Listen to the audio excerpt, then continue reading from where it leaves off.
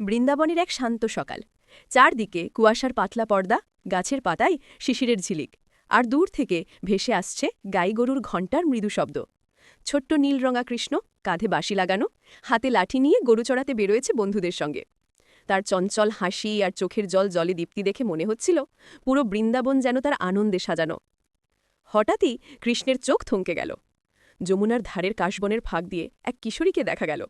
মুখে সোনালি আলো, লম্বা অক্ষিতে গভীর শান্তি, পরনে হালকা হলুদ পোশাক আর কপালে রাঙা টিপ। তিনি আর কেউ নন, রাধা।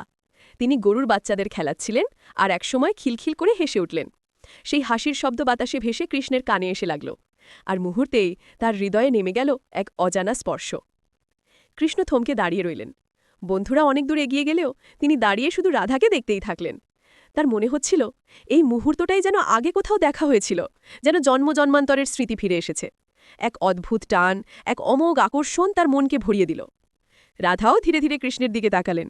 দুজনের চোখে চোখ পড়তেই বাতাস থেমে গেল, পাখিরা নীরব হয়ে গেল, চারপাশের জগৎ যেন থমকে গেল এক পলকের জন্য। কৃষ্ণ হাসল। সেই হাসিতেই ছিল আকাশের মতো স্বাধীনতা আর নদীর মতো শান্তি। রাধা লাজুক হাসিতে চোখ নামিয়ে নিলেন, কিন্তু তার গাল লাল হয়ে উঠেছিল। কৃষ্ণের হৃদয়ে তখন প্রথমবার জন্ম নিল প্রেমের দ্বীপ, একটি অনুভূতি যেটা তার বাঁশির মতোই মিষ্টি আর যমুনার ঢেউয়ের মতোই প্রশান্ত। কৃষ্ণ নিজের মনে বললেন, যে জনকে খুঁজে পেয়েছি আজ, সেই হবে আমার প্রাণ। সেদিন থেকে রাধাকে দেখার আকাঙ্ক্ষা কৃষ্ণের জীবনের এক অবিচ্ছেদ্য অংশ হয়ে গেল।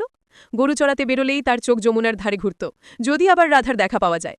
রাধা কৃষ্ণের প্রেমের যে আগুন পরে বিশ্বজুড়ে আলো ছড়াবে, সেই আগুনের প্রথম স্ফুলিঙ্গ জ্বলে উঠেছিল সেদিন, তাদের প্রথম দেখা সকালটিতে।